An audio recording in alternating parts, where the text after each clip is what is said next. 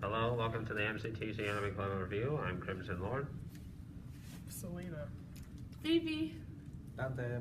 Quick Step the Green Knight at your service. And today we'll be reviewing the anime movie Princess Mononoke. So, how to start off? What are your initial thoughts? Honestly, I think I've seen this already 2 times, maybe 3 already, but it's still one of the best movies I've ever watched. I still remember it from my childhood. I like it. I've seen it before, and I like the drama. Well, I can definitely say I've watched it way more than probably 2 times, but you know, numbers don't matter. But it's a pretty good movie, so good plot and everything. So yeah. I liked how it was well made. From what I saw, the story was going. I got really caught up, even though I was like half watching it. I liked it. No, you didn't miss much. And I hope I didn't. I was like, shit, did I miss a lot? But yeah, I liked how it was, and the characters too. I like the wolves. I just wanted to know if there's more animals in that thing. Well, there was a possessed boar, but you know, he doesn't matter anymore. He's gone. It was really boars, wolves, and demons, and people. And then the weird face mask god guy. Spirit god? Forest god? Yeah. Spirit of the forest. He was something. He was every animal thing that was in the animal kingdom, and then he had a little mask. It was like... I think we'd be stepping into characters if we go any further. And that's not till further down the list. Alright, who can explain the story? Well, I guess I'll start. From what the story starts off so far, it starts off in a quaint mountain village, and I'm guessing this is during more ancient times when man is starting to industrialize with iron and such, but most of those with the old ways were forced into mountain regions to avoid such stuff. But eventually, a monster attacks this mountain village. Though it is slain, it wounds and curses the prince of the tribe. And thus, he has to go on a quest to find a cure for his curse before it takes him over and kills him. What was his name? Ashitaka. Okay. Yeah. Ashika. Okay, it's the top name over on that board right there. But as he journeys outside of his forest, he notices that the world outside, that the world of men, is gripped by hatred and violence, and it destroys everything around them, from the people to the animals in the very forest in which they come from. And seeing all this, he's just flung into it, a war between man and beasts. But that's what happens. As more people progress to move forward in the world, the old and ancient ways are forgotten and left to die. And he tries to fix the bond between man and Nature. yep. But it's this going to ain't be a that kind of difficult road, story. that's for sure. Man versus wild. This ain't that kind of story. Because basically, that's, well, we'll leave you to watch to find out more, but it's one of those stories that's kind of, it's the whole idea of man, nature, something's going to get wrecked. Unless they learn to coexist, which is not an easy path. Anyway, Alright. That's pretty good on the story. Characters? let's start with our prince, Ashitaka. Who wants to talk about him? Noble archer, something dude, I don't know what the tribe, I mean, he's the protagonist of our story. He gets the hero's call when a demon, who we'll talk about more about his character, Naga, or Nago. Yep. I swear they use both pronunciations there, and I can literally start thinking of a different Naga. Off topic, but yeah, this demon attacks him, and he gets injured in the arm, and he must leave his village never to return for some reason. So you got the mark on him. Well, no, but it's just a weird, like, they never actually say, like, just because if he gets It was in marked- their tradition. But why? We don't It's like tradition. things that are different here. He had to cut off his top knot and leave. But yeah, he leaves his village and has to wander and find this cure, and that's pretty much his story. Well, I think to go on why he had to leave, it's probably because his people are a race that are still trying to survive, but they are also trying to keep themselves hidden from the outside world, so he probably had to get rid of his usual hairstyle and much of nothing else to go with. Otherwise, the people who he comes from, who have worked so hard to hide themselves from the world outside, would be found and eventually taken over and lose whatever tribal pride they have left. And I will say that should at least have been explained. I thought it did. It doesn't seem like it, because that sounds more like you're just giving a theory, man. Well, I'm just saying. I'm just saying, I feel like it's unclear because it wasn't explained. Hmm. Is that a bow? Is that Mr. Hawk? Well, anyway, we'll go on to our main female protagonist, Princess Mononoke, or San. And I gotta say, best way to describe her would be a wild child, I guess. Feral. She's a wolf girl, just not the way you expect. Well, yeah, she doesn't have like ears and a tail and different colored eyes and such. Basically, she was a human girl who was found by the wolf spirits and was adopted as part of the family, who treats herself more as a wolf than a human girl, despite the fact she's clearly human. However, she has a reason that despite being human, she doesn't accept them, but that would be spoiling, so I don't want to get into that. Point is, She's the title character, and I don't think she appears until maybe halfway through the movie. I think. No, I don't think it's a half. I think it's like third. Still, she takes a very long while to appear in the. I want to say the rising action is pretty much just finishing its course, and then she makes her appearance. well, yeah, the point is she doesn't trust humans like at all. She finds more companionship with animals, but as soon as the prince, Hachitaka, arrives, she starts opening up little by little. Basically, like Biga to Sundir. You know what I mean? Yes, I know.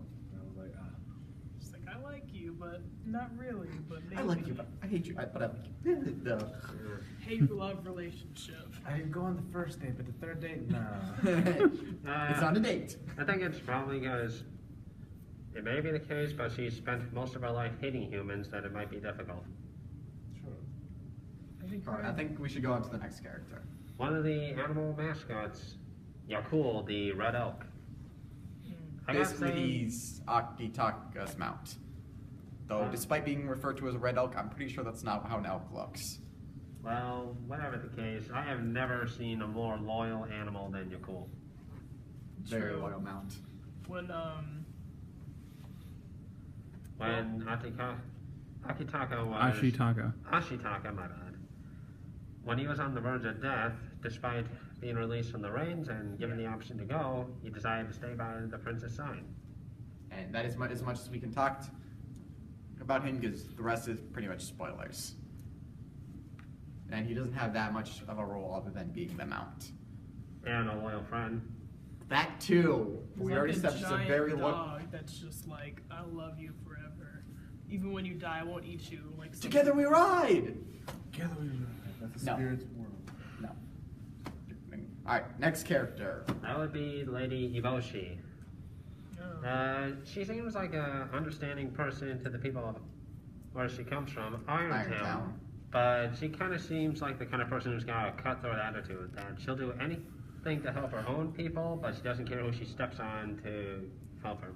A well-intentioned extremist, I would asshole. say. That's what I gotta say. She's an asshole, and then she's still kind of an asshole towards the end, and then I'll be honest though, I think she's becomes a bitch. I think she's the personification of man's desire to be in charge of their own fate, that they aren't going to let gods and demons boss them around. That, and she shows part of the reason she wants the forest spirit is she feels like it will help heal all the people in her town, the ones who are lepers and everything. So why we say like she's one of the reasons this story has how we put it, gray versus gray mortality. Right. She's trying to help people, but her actions hurt the forest.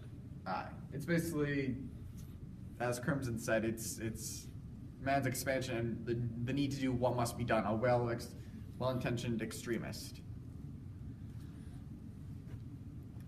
Shall we go on to the next character? That would be Morrow, the wolf god. And her clan. And the clan leader and son's adoptive mother. We don't actually see much of her, but from the way she looked, she was definitely bigger than your average wolf. I'd say even bigger than a warg by standards. Which I would say might affect she's a god. True, but it looked like she was getting on in years. She was said to have been injured by the same thing that injured Nago, but yeah. But instead of running like a coward and succumbing to a demon, she chose to stay and accept her death. Died like an orc. Or a Nord.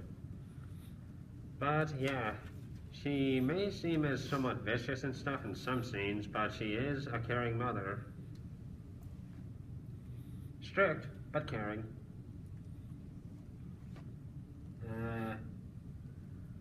Okoto and Nago, the boar gods. Nago is basically that first. Nago is part of Akitasha's call to action. He's the demon that curses him, and he's basically I would give him an equivalent of minor character, major action. It's because of him and his curse, Ashitaka gets caught in this entire story. So we don't keep butchering his name. Let's just call him the Prince. See, it's still a prince. Technically. All right, the prince. He's basically the one who puts the prince in. The other guy, I got him. I don't find he's just another boar. He's a blind boar that leads the charge, and that's I think all we really can say about him. That won't get into spoilers. Senile is more like it. I Who's was that voice actor? Because I recognize the voice, but I don't remember the name. Don't remember the name, but I know he's the. What was the? Didn't you he know any of the play in The roles? Lion King? No, he was the. He played Goliath in Gargoyles. Okay. I feel like I should know who that is, but I don't remember Gargoyles. Yeah, One of these days we'll have to do a session on old cartoons that are pretty much kick-ass. This is an anime club. Go to an animation club for that. Not even gonna finish that. Come on, you know I'm just messing. Alright. And the next one is Kuroku. The Sokka wannabe. Or as I would like to call him, Discount Sokka. Except without the funny jokes. Well, him cracking the funny jokes. Well, Who's that again? he's another. Husband. Oh, that The guy. husband to Yeah. He freaked out in the Toki's She was slapping him like, wake husband. the fuck up. Oh man, he's not that big of a character, but he does have a few scenes. Then he's also part of the reason how the prince ends up in Irontown, and you could say he's another one of those guiding thing on the adventure. He's basically, yeah, that's pretty much all I can say. He's also sometimes comedic relief. True. Maybe he can get a laugh in, Yeah, but he's Discount Sokka, so he's not got the best jokes. I'm sorry, that's gonna be my name for him for the rest of this review. He's Discount Sokka. Anyway, A weirder jawline. there's somebody else in the list, but we'll save him for after, and we'll skip ahead to Toki. Discount Why? Sokka's wife. Oh, sorry, Jigo. Jigo. My bad, I can't see too well. Jigo, the The monk. supposed monk. monk. The monk. Yeah, he shows up in one of the first. The first is helping out with the prince at one point, and we'd say more about him, but we really can't because that is spoilers. So if you want to know more about Jigo, go and watch the actual movie. But if I had to say something, he made it seem like a homely kind of. Oh. and He seems like a homely kind of monk, but in turn, he seems like one of those types of characters that he may not seem like much, but you know he's got some sort of a hidden agenda within the movie itself. I mean, And now we can go to Toki. Because again, we Right. can't really say anything more about Jigo. Like that's spoiler, so we can't say much. Toki, I think she's kind of like the right-hand woman of the entire Irontown operation. if And Discount Sokka's wife. Gonza wasn't the supposed second in Captain command, Guard. Toki would be second in command. Pretty much. Yeah, despite as we brought up, I guess we'll talk about Gonzo as well a little bit. He's the captain of the guard, but he's not really taken seriously, and he seems to be in name only, like, or in authority only, like kind of that kind of situation. But it's really like someone like Toki who has the real role in that. Yeah, there may be plenty of men in Irontown, but it's obvious that the women are the people who are on top of everything over there. I found that so just hilarious when they were just like, he's like, don't you ladies got any respect? He was like, respect? What's that? Fuck you. We don't have that here. Language. I mean, sure, there are guys in the film, and the main protagonist may be Prince Ashitaka, but the title's called Princess Mononoke, and it seems that the women had the bigger roles in this movie. Well, maybe. I mean, our still main character is the prince. I gotta admit, the title Princess Mononoke really confuses me. I'm honestly not sure why. Well, let's just say it's shared, but I think it's leaning more towards the... never mind. Let's just say it's... They're dual protagonists, and I think they just went with the title that sounded cooler. Pretty much. I mean, Prince Write a letter. Ashitaka doesn't have a ring to it. You should write Yeah, a that's letter true. and ask them why they did Yeah, that. why would I? There's a time and mu- place for letters. It's that Miyazaki wanted to. Almost all of his movies has strong female protagonists. And there's nothing wrong with that. We're not saying there is. Hell no, we're not. What did I say about the language? I got no problem with it. What did I say? All right. Alright, and Since we- unfortunately, I feel I like think our we last already- character might be a little hard to talk about for spoiler cases, so we may just have to Who's the skip last them. character? Well, Gonzo we already talked about. The forest spirit, I guess he would be the core of everything within this movie. That's pretty much it. He's who the prince is looking for, possibly to see if he can cure the arm. And I don't actually remember if he actually got the arm cured. I'm going to say he did. Yeah, he's the one that the prince has to go to see. He was cured, the one who rules over the forest that San and the wolves live in. He's and the one that Lady Ibashi wants to defeat, and two other characters who don't really appear in the Hibashi, movie. Chigo.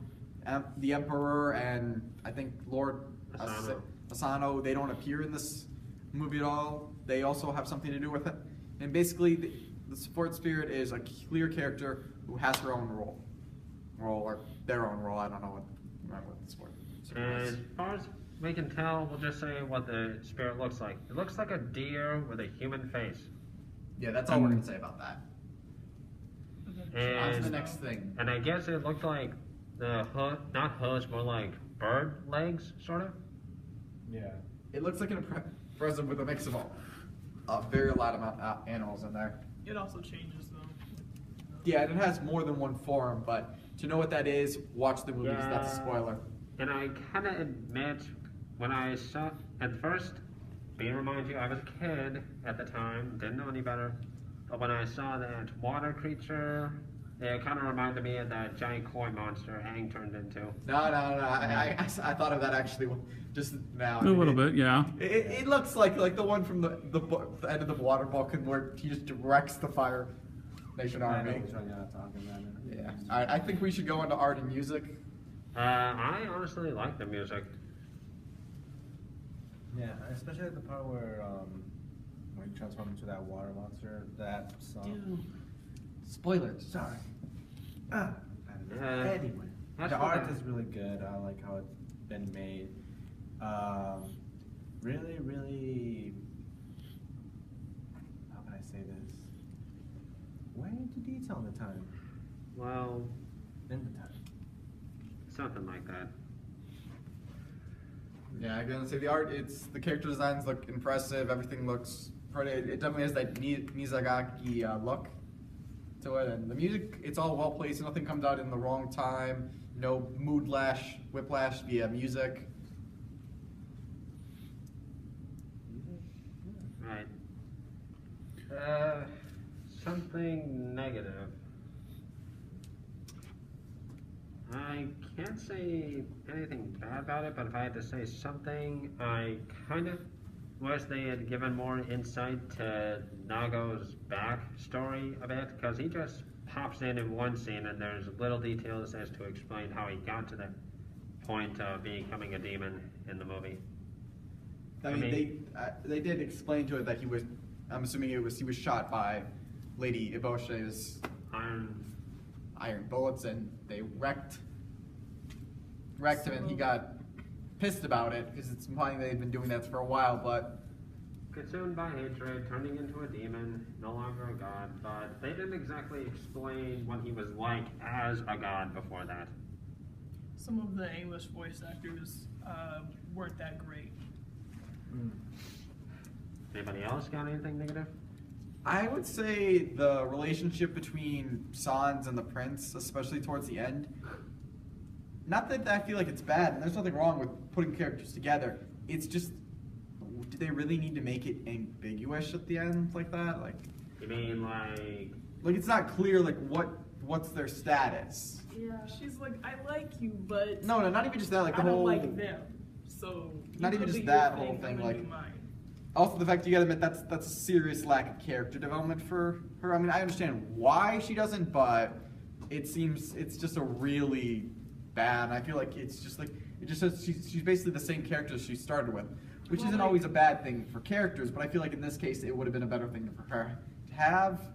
Yeah, Like, but her mom did die, so she needs some time to, like, figure out. Well, her no, I shit. understand that, but I'm just noting like it's a scene I wish they could. I'm not saying it's a massive like negative. It's just the only thing that clearly comes out across as negative to me. Like I can get why the prince stayed in Irontown.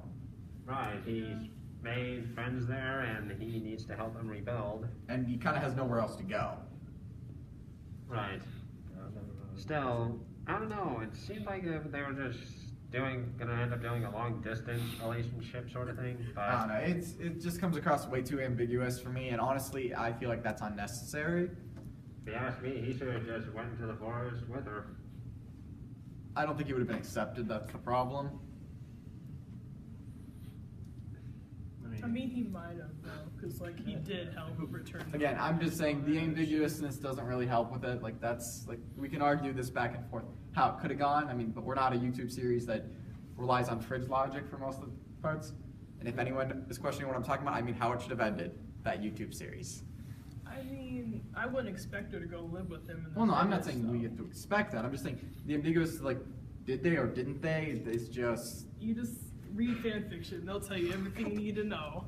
They'll be like, oh or yeah. just tell me complete fraud like Ron is a Death Eater. Just go into the what ifs. That's it. Oh God. All right, final thoughts. Honestly, second or third time seeing it, and it's still one of my favorite movies. Yeah, it still holds up as a movie. I'd say its environmental messages, still hold up through time and everything. So, yeah, pretty good. Yeah, I like how it was. I wish that it had more dark thing in it, but I'm good with it. Well, that's the thing with these movies. They're just, some of them are so good that they only need to do the one. They just leave how it really ends at the end of it to the audience. Alright. Decent movie. Won't regret watching it. And the lesson I take from this: don't mess with force, or a giant spirit will wreck your shit. More fancy. Language. There was no better way to end that sentence. You can't say All right, score. I'm still giving it a 5 out of 5. I'll go to 5 out of 5. 5. 5 out of 5 arrows. So, still a perfect score. Well, anyway, this will be it for the reviews for at least 3 weeks, because we'll be taking time off to go to Anime Detour. Yay. We're not sure if any of our viewers will also be going there, but until then, this is the MCTC Anime Club signing off. Come buy stuffed meat. Bye.